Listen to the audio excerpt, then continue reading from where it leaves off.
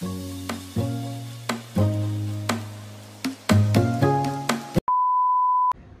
Everyone, कसे आहात तुम्ही सगळे? आय होप तुम्ही सगळे मजेत आहात. मी श्रुती पुन्हा तुम्हा सगळ्यांचं खूप खूप मनापासून स्वागत करते माझ्या अनादर व्लॉगमध्ये. श्रुती आणि बरंच काही.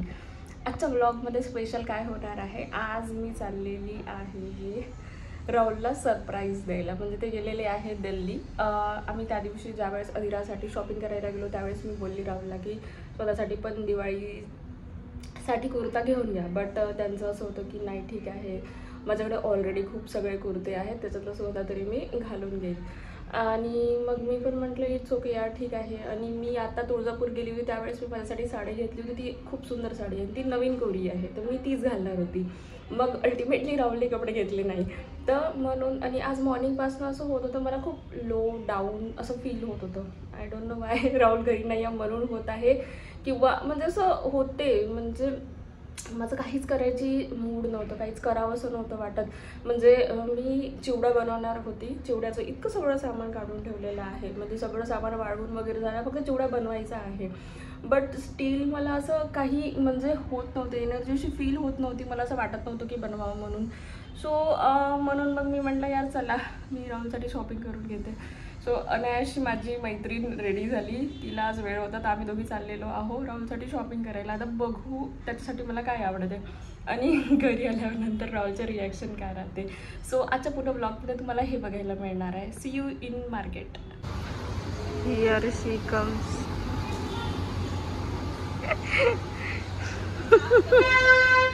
साफसफाई कर रही थी. आम्ही माहिती आहे का काय बघायला आलो आहे? आम्ही आलो आहे हे कुर्ते बघायला. ओके, आणि इथे बघा काय आहे. हमको मतलब बहुत सुंदर सुंदर ऐसा है ना, कैसा लगा?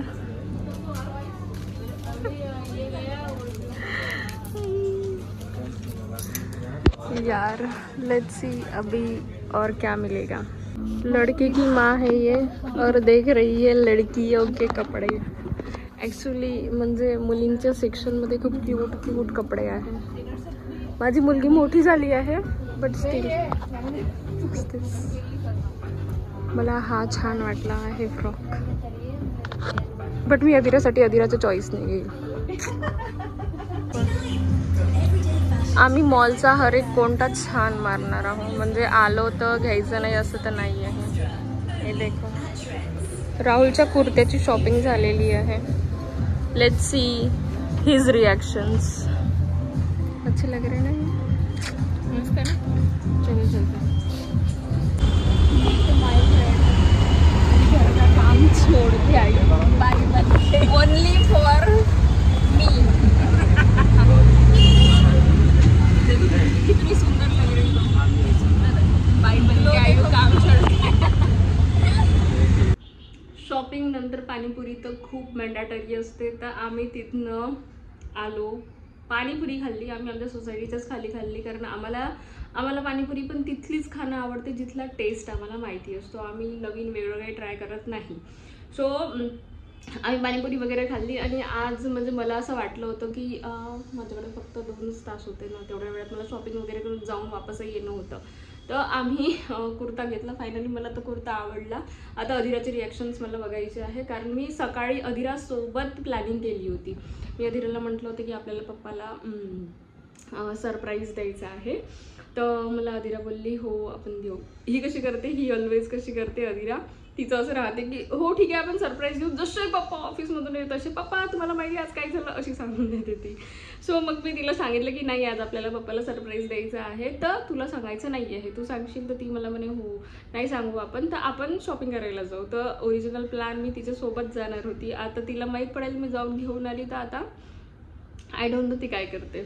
बट तिने पूर्ण प्लॅन करून ठेवलेला आहे. मग पप्पा येईल, मी पप्पाच्या आईज क्लोज करील, मग पप्पाला आपण सरप्राईज दाखवू. So let's see her reaction and his reaction. So तोपर्यंत ना मी तुम्हाला चिवड्याची रेसिपी सांगून देते. हे जे पोहे आहे हे मी ज्यावेळेस डीमार्टवरून आणले त्याच्यानंतर मी त्याला गाळले चांगले. गाळल्यानंतर मी त्या पोह्यांना 2 दिवस उन्हात चांगलं वाळवलं, म्हणजे थोडं काही मॉइश्चर असतेच ज्यावेळेस आपण बाहेरून आणतो, तर मग ते थोडे वाळवले. आणि आता मी बनवणार आहे चिवडा. तर एकदम एकदम स्लो आचेवर मी यांना ना थोडं भाजून घेईल, म्हणजे थोडेसे असे क्रिस्पी होईपर्यंत. म्हणजे त्याच्यात अजून थोडंसं काही, म्हणजे तुम्ही बघितलं असेल ना, हे जे पोहे आहेत त्याचा जोपर्यंत असा तुटत नाही पटकन तोपर्यंत त्याला थोडं भाजून घेईल. आणि बाकीची प्रिपरेशन मी तुम्हाला दाखवते. बाकीची मी प्रिपरेशन काय काय केलेली आहे चिवड्यासाठी.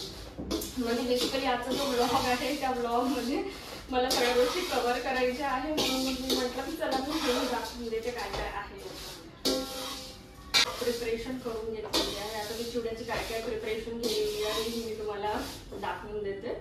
त्याच्या आधी मी तुम्हाला हे जे मोठं वाला कटोरा आहे ना याची स्टोरी सांगते. याचं कसं झालं होतं, ज्यावेळेस कोविड होता त्यावेळेस अधिरा छोटी होती, म्हणजे ती 11 मंथ्सचीच होती. तर मग आम्ही त्या वर्षी दिवाळीला जाऊ नाही शकलो.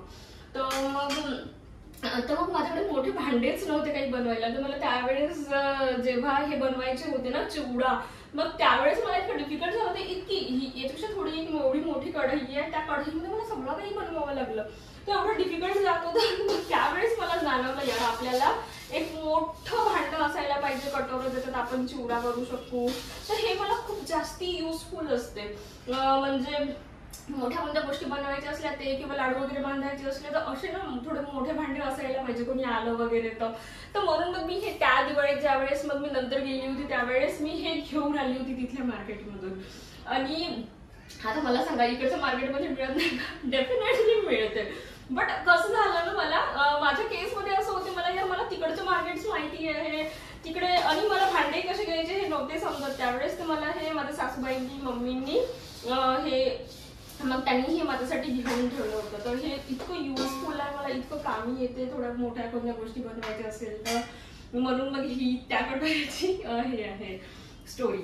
तर आता मी तुम्हाला पूर्ण प्रिपरेशन दाखवून देते. पूर्ण प्रिपरेशन काय केलेली आहे. हे आहे शेंगदाणे. आता मी हे तळणार, हे तळून त्याच्यात टाकणार. त्याच्यानंतर हा आहे दालिया, यांना मी आज उन्हातच वाळवून घेतलं होतं चांगलं.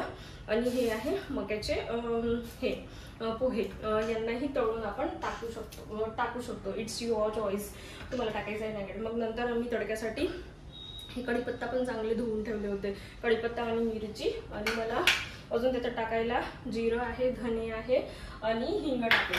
आणि प्लस लास्टमध्ये याच्यात मी 4 प्रकार आहे.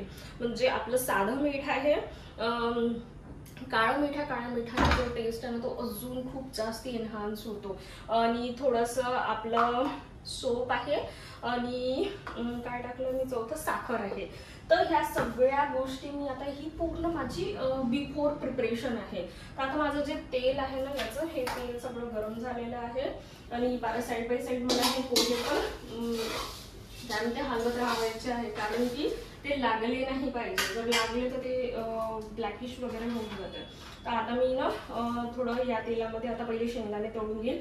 आणि हे सगळं ना वेगळं करावं लागते. ते याच्यासाठी कारण ना प्रत्येक याचं जे टेम्परेचर आहे ते वेगळं आहे. म्हणजे जसे हे पोहे आहे हे लवकर तळले होत जाते, आणि याला तळायला थोडा वेळ लागते आपले शेंगदाणे. तर हे सगळं ना वेगळं केलेलं जास्ती बेटर राहते. आणि हा जो आहे चिवडा फायनली रेडी झालेला आहे. अरोमा तर छान येत आहे. आता हा टेस्ट करून तर मला राहुलच सांगेल. तर त्याच्यानंतर मी याच्यात अजून एक्स्ट्रा काय ॲड केलं होतं. हे जे दिसत आहे ना, हे जे जाड पोहे आहे, हे जे पोहे आहे हे पोहे मी तळून टाकले होते. प्लस जो तडका मी तुम्हाला सांगितला होता, तडक्यामध्ये ना मी थोडंसं लसूण काढून टाकलं होतं. त्याने टेस्ट छान होते. आणि जे हे म्हणलं हे असे तुटायला पाहिजे, म्हणजे जास्ती क्रिस्पी पण नाही होत आणि हे नाही होत. तर माझा जो आहे चिवडा हा रेडी झालेला आहे. तर ज्यावेळेस तो टेस्ट होईल त्याच्यानंतरच मला माहिती पडेल.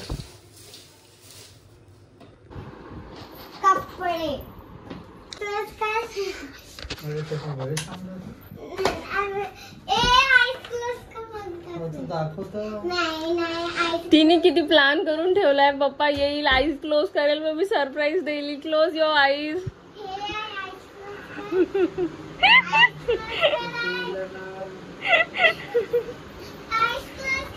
असे चांगले आईज क्लोज करा म्हणा पप्पाला.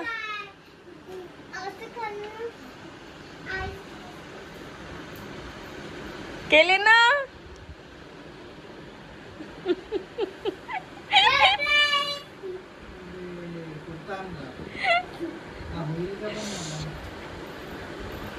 घालून पा.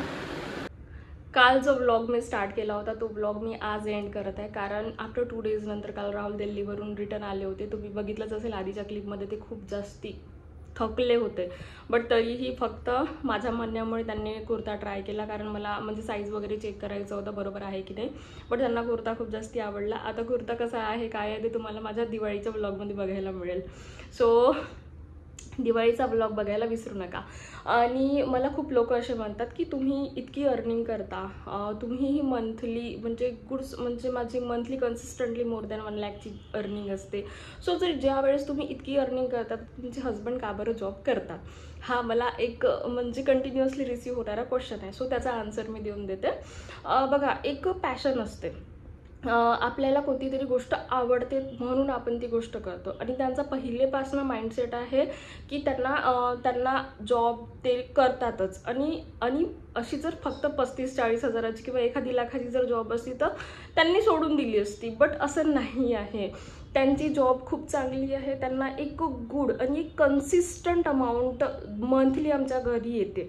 सो इतक्या जो म्हणजे घरातला जो मेन सोर्स आहे तो सोर्स ऑफ इन्कम तर आम्ही बिलकुलच नाही सोडू शकत ना.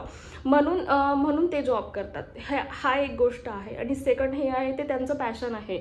त्यांना त्यांच्या फील्डमध्ये ग्रो करायला खूप चांगलं आवडते. म्हणजे मला कॉन्टेंट क्रिएशन आवडते. म्हणजे मी ते इथनंच शिकली. माझे हे काहीतरी वेगळे लाईफ गोल्स होते, पण जस्ट बिकॉज ऑफ मदरहूड आणि आमचं मायग्रेशन म्हणजे इथून तिथे, त्याच्यामुळे मी माझा जॉब कंटिन्यू नाही करू शकली. बट हे माझं पॅशन होतं. मी इथनं शिकली, डिजिटल स्किल शिकली आणि मी तितकीच इन्कम आता मी घरून बसून कमवायला लागली. सो मी कधीच कोणाला म्हणत नाही की तुम्ही तुमचा जॉब सोडा आणि तुम्ही अर्निंग स्टार्ट करा. म्हणून मी हा जो आहे ना, हा जो ऑप्शन आहे हा तुमचा करिअर रिस्टार्ट करायसाठी एक बेस्ट ऑप्शन आहे. बट एक तुमचा जो चांगला ऑनगोईंग जॉब आहे, एक कन्सिस्टंट येणारी जी इन्कम आहे ती मी कधीच नाही म्हणत सोडा. कारण हे कसं आहे ना, हा इट्स बेसिकली अ बिझनेस. तुम्ही जर फ्रीलान्सिंगचे ज्यावेळेस तुम्हाला प्रोजेक्ट मिळेल त्याच वेळेस तुम्ही तितकी जास्ती अर्निंग कराल. कोणत्या महिन्यात फ्रीलान्सिंगचे जास्ती प्रोजेक्ट मिळेल त्यावेळेस तुम्ही जास्ती अर्निंग कराल. अजून ॲफिलिएट मार्केटिंग पण त्याच्याच बेसिसवर अर्निंग होते. डिजिटल प्रोडक्ट्सची पण अर्निंग त्याच्यापासूनच होते. सो तो बिझनेस हे सेट व्हायला खूप वेळ लागतो. आणि Rahul is not at all camera friendly. तुम्ही माझे ब्लॉग्स बघत असाल, मी जबरदस्तीने जस्ट बिकॉज ऑफ माझ्यासाठी ते बोलतात, नाही तर त्यांना बिलकुलच आवडत नाही. सो ज्यांना या गोष्टीचा लिस्ट इंटरेस्ट आहे ते या गोष्टीत कसे येईल? डेफिनेटली नाही येणार. जे लोक समजू शकते ते लोक ही जी गोष्ट आहे हे एकदम प्रॉपरली समजले असेल. आणि नेक्स्ट असं आहे की यात जी येणारी इन्कम आहे ही बिलकुलच कन्सिस्टंट नाही आहे. म्हणजे काही महिने असे होते ज्यावेळेस माझी मोर दॅन 2.5 लाख 2.5 लाखच्या वरची ही इन्कम मी जनरेट केलेली आहे. ते तुम्हाला माझ्या इंस्टाग्राम हँडलवर दिसून जाईल, ठीक आहे. सो इतकी इन्कम पण मी जनरेट केली आहे. बट काही महिन्यात डाऊनफॉल्स पण आलेले आहे. मी कधी कधी कन्सिस्टंट काम नाही करू शकलेली आहे. तर त्यावेळेस जी इन्कम आहे ना 50-60 हजारावर पण गेली आहे. मग मला सांगा, आमच्या घराचा रेंट जातो, EMI जातो, गाडीचा EMI जातो, त्याच्यानंतर मुलीची स्कूल आहे, इतक्या सगळ्या जर गोष्टी आहे तर डेफिनेटली एक फिक्स सोर्स पाहिजे. आणि मी एक रिस्क घेत आहे. आणि हा जो ऑप्शन आहे हा तुमचा करिअर रिस्टार्ट करण्यासाठी एकदम बेस्ट ऑप्शन आहे. सो आय होप तुम्हाला माझा जो क्वेश्चन आहे, तुमचा जो क्वेश्चन आहे त्याचा आन्सर मिळालेला असेल. आणि this is the best platform for the housewife झालं, स्टुडंट झालं, जे लोक काही करत नाही आहे त्यांच्यासाठी मी म्हणत आहे. आणि एक जर सपोज कोणी वर्किंग प्रोफेशनल्स आहे आणि त्यांना just because of 2 to 3 hours म्हणजे स्पेंड करून जर त्यांना एक good source of income create करायचं आहे त्याच वेळेस हे लोक करू शकतात. मी कधीच म्हणत नाही की तुम्ही डिजिटल प्रोडक्ट्स और फ्रीलान्सिंग और ॲफिलिएट मार्केटिंग तुमचा प्रायमरी सोर्स बनवा. कारण प्रायमरी सोर्स बनवायसाठी तितके एफर्ट्स पण लागतात. आणि इट्स बेसिकली हा एक बिझनेस आहे, ठीक आहे, जो बिल्ड व्हायला पण वेळ लागतो. एक बिझनेस जर समजा तुम्ही बिल्ड करत आहे तर एक बॅकअप प्लॅन तुमच्याजवळ असायला पाहिजे. कारण बाकीचे जे खर्च आहे ते तर राहणारच ना. रोज भाजीपाला येणारच आहे, हे करणार आहे. मग तो खर्च तुम्ही कुठून कराल जर एक बिझनेस तुम्ही बिल्ड करत आहे. सो माझ्या घरी असं आहे की एक महिन्याची येणारी फिक्स इन्कम आहे. म्हणून माझा बिझनेस वर अप डाऊन गेलं तरीही मला काही टेन्शन नाही, कारण माझ्या खर्चाच्या गोष्टी आता एकदम प्रॉपर ऑलरेडी हँडल होतात, असं आहे. सो आय होप तुम्हाला तुमच्या क्वेश्चनचा आन्सर मिळालेलं असेल. तर आता जो नेक्स्ट व्लॉग येणार आहे त्याच्यात मी चकलीची भाजणी करणार आहे. चकलीची भाजणी या नानखटाई आहे आणि आपले शंकरपाळी बनवणार आहे, ठीक आहे. सो नेक्स्ट व्लॉग तुम्ही बघायला विसरू नका. See you there.